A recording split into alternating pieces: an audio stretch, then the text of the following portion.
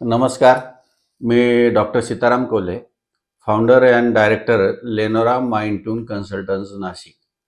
आज आपल्याकडे काही पालकांचे मुलांच्या स्पोर्ट्सच्या आवडीसंबंधी काही प्रश्न आलेले आहेत आणि त्या संबंधाने आपण आज थोडी चर्चा करूया. मी मिसेस प्रिया जीवनकर. मला तुम्हाला एक प्रश्न विचारायचा होता की माझ्या मुलाला कुठल्याच स्पोर्ट्समध्ये अजिबातच इंटरेस्ट नाहीये, तर त्याचा इंटरेस्ट डेव्हलप करण्यासाठी मी काय करायला हवं?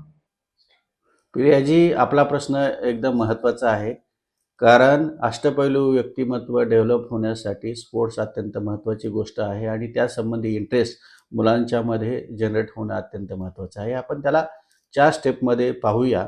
पहिल्यांदा तर रोल मॉडेल, एखाद्या खेळाडूबद्दल सारखं मुलाला स्टोरी टेलिंग करत राहणं. त्याच्यानंतर खेळ पाहण्याची सवय लावणं.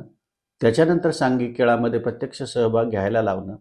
ज्यावेळेस सांघिक खेळामध्ये प्रत्यक्ष सहभाग घेतला जातो त्यावेळेस एंडॉर्फिन आणि डोपॅमाइन नावाचे हार्मोन्स सिक्रेट होतात मुलामध्ये आणि त्याच्यामध्ये त्याला उत्साह वाढतो आणि उत्साह वाढल्यानंतर त्याची रुची खेळामध्ये निर्माण झाल्यानंतर मग त्याच्यामध्ये आवडीचा खेळ खेळण्याची जिज्ञासा तयार होऊन तो खेळाकडे प्रवृत्त होतो. माझं नाव वैशाली गायकवाड. आपल्या सगळ्यांनाच माहिती आहे की स्पोर्ट्समुळे शरीराचा व्यायाम होतो. तर मला असा प्रश्न विचारायचा होता की त्याचा मनाच्या एकाग्रतेवर परिणाम होतो का?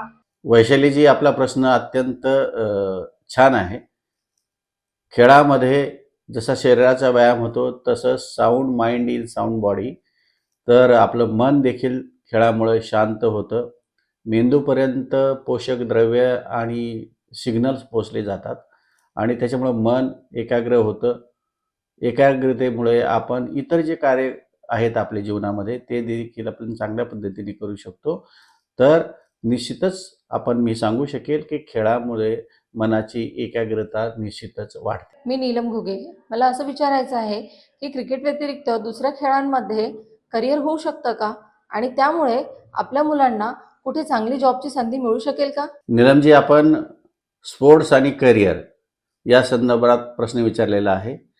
क्रिकेट व्यतिरिक्त जे वैयक्तिक खेळ असतात जसं कुस्ती आहे, कबड्डी आहे, रेसलिंग आहे, ॲथलेट आहे, याच्यामध्ये देखील आपण करिअर करू शकतो. आपल्याला माहीत असेल की विजय चौधरी हे महाराष्ट्र केसरी आहेत आणि ते 2017 साली त्यांना महाराष्ट्र शासनाने डायरेक्ट DYSP पदाची अपॉइंटमेंट दिलेली आहे.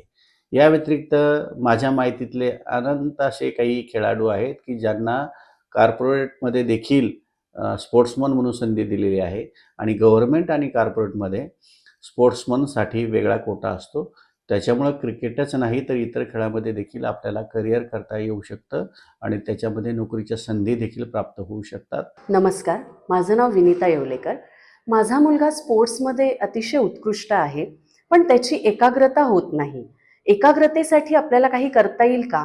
आणि कधी कधी असं फायनल स्टेजला आल्यावर मनावर असा ताबा मिळत नाही. विनीताजी, आपला प्रश्न जो उत्कृष्ट खेळाडू आहेत त्यांना देखील खेळ खेळताना तणाव येतो, त्यासाठी काय करायला पाहिजे या संदर्भाने आहे. मी सचिन तेंडुलकर, राहुल द्रविड यांना देखील भीष्मराज बामसाहेब जे स्पोर्ट्स सायकॉलॉजिस्ट होते त्यांचं मार्गदर्शन घेताना मी पाहिलेलं आहे आणि त्यावेळेस एक साधं टेक्निक असतं की दीर्घ श्वसन करणं तणाव आल्यानंतर आणि त्यासोबतच आपल्याला स्वतःला विजेते झालेलो आहोत असं व्हिज्युलाइज जर केलं तर आपल्या मनावरील ताण कमी होऊन आपला खेळ निश्चित चांगला होतो आणि तो आपल्याला वैयक्तिक किंवा सांघिक खेळामध्ये विजयाच्या दिशेने घेऊन जाण्यासाठी निश्चित मदत करतो. आज या ठिकाणी जे काही स्पोर्ट्स संबंधाने आणि स्पोर्ट्सच्या करिअर संदर्भाने नागरिकांनी पालकांनी जे प्रश्न विचारलेले होते त्याला मी ॲज अ सायकोलॉजिस्ट अँड सायकोथेरपिस्ट म्हणून माझ्या बुद्धीप्रमाणे आणि मला असणाऱ्या ज्ञानाप्रमाणे मी उत्तरं दिलेली आहेत.